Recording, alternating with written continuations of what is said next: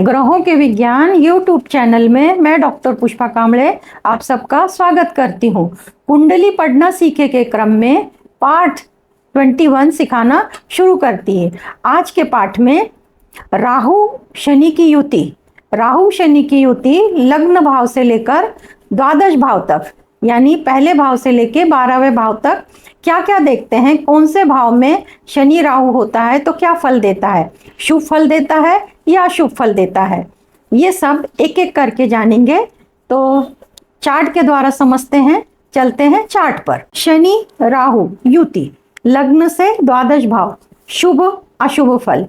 पहला सूत्र, लग्न भाव में वृषभ राशि, मिथुन राशि, कन्या राशि, तुला राशि, मकर राशि, कुंभ राशि में शनि राहु युति होती है तो उसके परिणाम।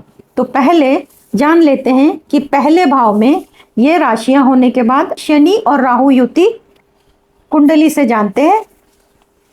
पहला भाव, अब पहले भाव में बताया है वृषभ राशि, मिथुन राशि, कन्या, तुला, मकर, कुंभ। तो इसमें से पहले नंबर के भाव में तुला राशि है, परंतु यहाँ पर राहु और शनि नहीं है। इस कुंडली में लग्न भाव यानी कि पहले भाव में वृषभ, मिथुन, कन्या, तुला, मकर, कुंभ राशि नहीं है, यहाँ पे कर्क राशि है और शनि राहु यहाँ पर नहीं है। अगर किसी कुंडली में कन्या राशि है, मान लो इधर 6 नंबर है और शनि राहु युति में है, तो इसका फल क्या मिलेगा? तो विवाह विलंब से होता है परंतु वैवाहिक जीवन सुखी होता है। विवाह में देरी होती है पर जब विवाह होता है तो विवाह सफल होता है। दूसरा सूत्र धन स्थान यानी कि दूसरा भाव, वृषभ, तुला, मिथुन, मकर, कुंभ राशि। मिथुन राशि तो बुध की है, वृषभ, तुला शुक्र की राशि है और मकर, कुंभ शनि की राशि है। तो शनि की स्व राशि तो मकर कुंभ हुई और मित्र राशि वृषभ, तुला और बुध भी इनका मित्र है। दूसरे भाव में इस उदाहरण कुंडली में ये कोई एक राशि नहीं है, यहाँ पे मंगल की राशि है वृश्चिक, यहाँ पे दूसरे कुंडली में सिंह राशि है और तीसरे कुंडली में कन्या राशि है, परंतु इसमें कन्या नहीं है, मिथुन है। तो इस प्रकार इस कुंडली में ये सूत्र नहीं लगता। अब उदाहरण के लिए ऐसे समझ लेते हैं कि इधर पे 7 है, इधर पे 2 नंबर है या 3 नंबर है या 10 और 11 है। अगर इधर पे राहु केतु होता है, जैसे इस कुंडली में दिख रहा है कि दूसरे भाव में शनि राहु एक साथ इधर होते हैं, तब फल क्या मिलता है? तो तब फल मिलता है, उसके सब शुभ फल मिलते हैं। धन में है, कौटुंबिक सुख मिलता है, इनकी वक्तृत्व क्षमता बहुत अच्छी होती है, अर्थार्जन अच्छे से कर पाते हैं और अधिक से अधिक सुख मिलता है। अगर इस घर में वृषभ, तुला, मिथुन, मकर, कुंभ दूसरे भाव में राशि होती है और उसके अंदर शनि राहु बैठते हैं तो उस जातक को बहुत अच्छे फल मिलते हैं। हमेशा ही कहा जाता है कि शनि राहु शापित दोष है, पर सभी लग्नों में शापित नहीं होते हैं, कुछ लग्नों में होते हैं तो आगे कुछ राशियों में होते हैं तो आगे देखेंगे। तीसरा सूत्र, अब तीसरे सूत्र में तृतीय स्थान में किसी भी राशि में शनि राहु युति होती है तो परिणाम अशुभ फल मिलता है। पहला भाव, दूसरा, तीसरा। अब ये तीसरे भाव में कौन सी राशि होनी चाहिए? तो यहाँ पे सूत्र में कहा है कि किसी भी राशि में अगर शनि राहु बैठता है तो वो परिणाम अशुभ ही फल देता है। और फिर ये मेहनत का घर है, पराक्रम का घर है, इसमें अधिक मेहनत करनी पड़ती है और उसका फल कम मिलता है और असफलता का सामना करना पड़ता है। और पराक्रम के लिए खूब मेहनत करनी पड़ती है पर उसके अगेंस्ट उतना फायदा नहीं मिलता है। यानी कि यहाँ तीसरे भाव का शनि और राहु अशुभ फल देता है। चौथा स्थान, अब चौथे स्थान के लिए भी सूत्र है वृषभ, कन्या, मकर, कुंभ। वृषभ, कन्या, मकर, कुंभ। मकर, कुंभ शनि की खुद की राशि है, कन्या और वृषभ ये 4 राशि अगर ये चौथे घर में है तो अभी इस कुंडली में मकर राशि है 10 नंबर की, और शनि राहु युति में होते हैं तो परिणाम शुभ फल मिलते हैं। अब इधर पे सिर्फ शनि है, राहु की तो दृष्टि है, पर यह सूत्र नहीं लगेगा। शनि और राहु एक साथ होने चाहिए तब ये सूत्र लगता है, पर शनि स्वराशि का है और यहाँ पे राहु नहीं है। अगर किसी के कुंडली में शनि और राहु 4th स्थान में है तो उसको क्या फल मिलेंगे? तो शुभ फल मिलेंगे। वाहन सुख मिलेगा, वास्तु सुख मिलेगा यानी कि मकान का सुख मिलेगा, और राजकारण राजनीति में यश मिलेगा, और व्यवसाय में है तो उसको व्यवसाय में सफलता और यश मिलेगा। इस तरह चौथे भाव। अब 5वें भाव को ले लेते हैं। अब 5वें भाव में 5वां स्थान ये है।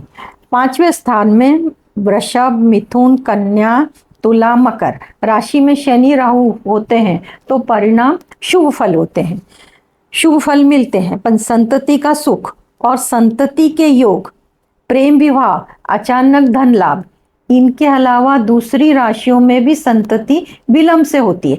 यानी कि यहाँ पे अगर शनि राहु होता है तो बहुत बुरा होता है ऐसा नहीं, अगर इस राशि में होता है तो उसके शुभ फल मिलते हैं। कौन से राशि में? वृषभ, मिथुन, कन्या, तुला, मकर, इसमें शुभ फल मिलते हैं। पर इनके अलावा भी अगर कोई राशि में इधर पे होते हैं शनि और राहु तो उनको संतान देरी से होती है, इतना ही होता है। 6वां सूत्र, यानी कि ये 6वें भाव में अगर शनि और राहु की युति है तो 6ठ भाव में शनि राहु युति किसी भी राशि में होने से अशुभ फल मिलते हैं। इस भाव में अभी 12 नंबर है और यहीं पे अगर शनि और राहु हो, 9 नंबर है, इधर शनि और राहु है, यहाँ पे 10 है शनि और राहु हो। सूत्र बोलता है किसी भी राशि में हो, अगर ये शनि की तो अपनी खुद की राशि है, फिर भी यहाँ पे आपको अशुभ फल ही मिलेंगे। क्या क्या अशुभ फल में मिलता है? कोर्ट कचहरी की परेशानियां लग जाती हैं, शत्रु से भय होता है, कर्ज में वृद्धि होती है। इन सब से 6वां घर में अगर शनि राहु की युति होती है तो उसके अशुभ परिणाम मिलते हैं। अब 7वें भाव में, ये 7वां भाव कुंडली का 7वां भाव में तुला, मकर, कुंभ, ये 3 राशि, तुला, मकर, कुंभ। हाँ, ये दो कुंडलियों में एक में मकर है और एक में कुंभ है 7वें भाव में। आगे क्या बोलता है सूत्र? 7वें भाव में तुला, मकर, कुंभ राशि में शनि राहु। अब यहाँ पे राशियां तो मिल गई है पर शनि राहु नहीं, शनि राहु अलग अलग है। इधर पे दूसरे भाव में शनि राहु की युति है, 7वें में नहीं है, और 7वें में ये राशियां हैं। तो ये सूत्र तभी लगेगा कि यहाँ 10 नंबर की राशि लिखी है और शनि राहु लिखा है, यहाँ 11 नंबर की राशि लिखी है और शनि राहु लिखा है। उदाहरण के लिए ऐसे समझ लेते हैं कि शनि राहु यहाँ पे है तो क्या होगा? तो परिणाम ऐसा हो गया कि ये विवाह का घर है तो विवाह विलंब से होता है परंतु विवाह सुख अच्छा होता है। विवाह देरी से होता है परंतु उसका सुख अच्छा मिलता है, विवाह सफल होता है। अब 8वें सूत्र पे चलते हैं। 8वां सूत्र इस प्रकार है। 8वें भाव में शनि राहु युति, 8वां ये भाव है, 8वां और ये 8वां। 8वें भाव में शनि राहु युति शापित दोष होता है, पितृदोष होता है। अगर विपरीत राजयोग बनता है तो शुभ फल मिलते हैं। तो 8वें भाव का विचार करते हैं तो 8वें भाव में राशि कोई भी हो परंतु यहाँ पे शनि राहु अच्छे फल नहीं देते हैं, विपरीत राजयोग आगे की बात है, पर इस कुंडली में विपरीत राजयोग नहीं है। अगर यहाँ पे शनि राहु होते हैं तो वो अशुभ फल देंगे। 9वां सूत्र।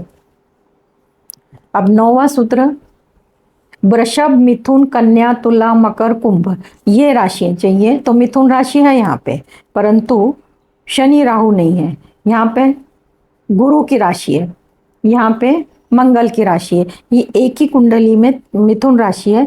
उदाहरण के लिए ऐसा समझते हैं कि इधर शनि और राहु है तो इनको क्या फल मिलेंगे? राशि में शुभ फल मिलते हैं।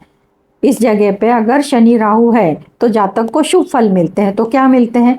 धार्मिक प्रवृत्ति होती है, यानी कि उनके स्वभाव में धर्म करना, धार्मिकता होती है, धर्म को मानने वाले होते हैं, अच्छे पराक्रमी होते हैं, करियर अच्छा होता है।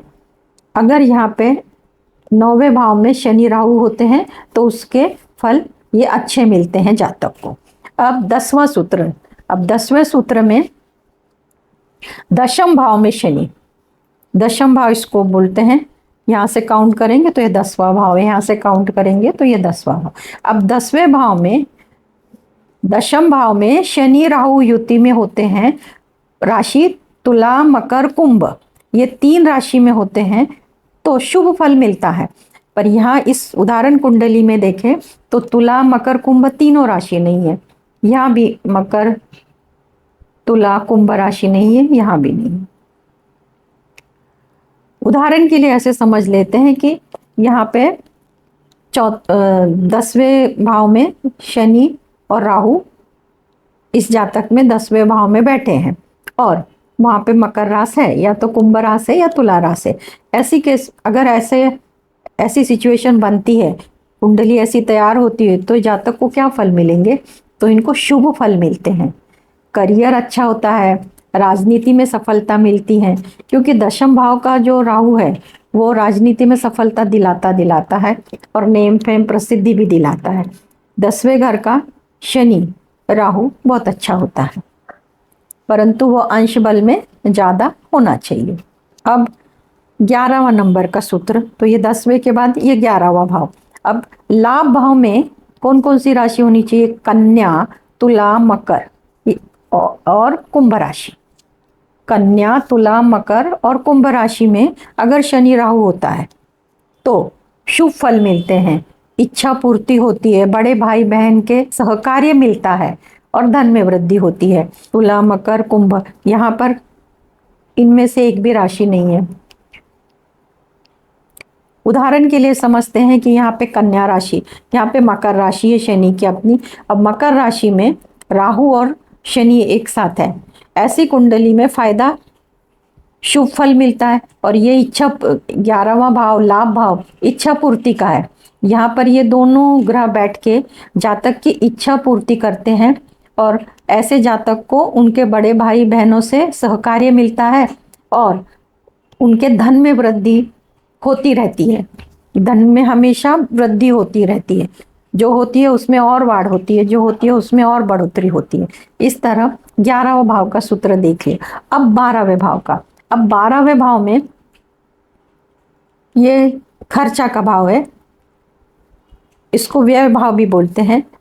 तो व्यय भाव में शनि और राहु, इस भाव में शनि हो राहु किसी भी राशि में हो, यहाँ पे कोई राशि का सूत्र नहीं है कि शनि की अपनी मकर कुंभ है वृषभ तुला है, ऐसा कोई सूत्र नहीं है। अगर 6 नंबर है और यहाँ पे शनि राहु है, यहाँ पे 3 नंबर है, यहाँ शनि राहु है, यहाँ पे 4 नंबर है, यहाँ पे शनि राहु है, ऐसी स्थिति में 12 के 12 राशियों में अशुभ फल मिलते हैं ये दोनों ग्रहों के, यानी कि जिसको हम शापित दोष बोलते हैं, पितृ दोष बोलते हैं, उसके अनुभव आते हैं। यहाँ पर 12वें भाव में अगर शनि और राहु रहते हैं, होते हैं, स्थित होते हैं, तो जातक फालतू खर्च बढ़ाते हैं, जिस खर्च की जरूरत नहीं है उस खर्च में पैसा लगाते हैं, रोग बढ़ते हैं, कर्ज बढ़ते हैं, जीवन में अस्थिरता आ जाती है। और 12वें भाव में शनि राहु की युति कहीं से सभी दृष्टिकोण से खराब होती है। ऐसे जातक को शनि के राहु के मंत्र, दान, पूजा पाठ ये सब उपाय करने चाहिए। कुंडली में ग्रह अंश बल में कमजोर हैं, जैसे मैंने अभी बताया कि शनि और राहु अगर अंश बल में कमजोर है और 12वें भाव में है तो उसके उपाय करने से उनसे मिलने वाली परेशानियों में राहत आती है। इसलिए आपको बताती हूँ, अगर कुंडली में ग्रह अंश बल में कमजोर है, अशुभ ग्रह की दृष्टि में है, परेशानियों का सामना करना पड़ रहा है, तो ग्रहों की ऊर्जा बढ़ाने के लिए आपको रुद्राक्ष धारण करना चाहिए, वनस्पति का पूजन करना चाहिए, मंत्र साधना करना चाहिए, पूजा पाठ करनी चाहिए। इनमें से जो आपको ठीक लगे वो आप कर सकते हैं, जिसमें आपको रस हो। मैंने मेरा दूसरा चैनल स्वदर्शन ध्यान साधना यूट्यूब चैनल में विस्तार से इस संपूर्ण जानकारी बताई है। आप उस चैनल से जानकारी ले सकते हैं। उस चैनल का लिंक मैंने आपको आई बटन में दिया है, आप उस चैनल पर जाके जानकारी ले सकते हैं और देख सकते हैं। धन्यवाद।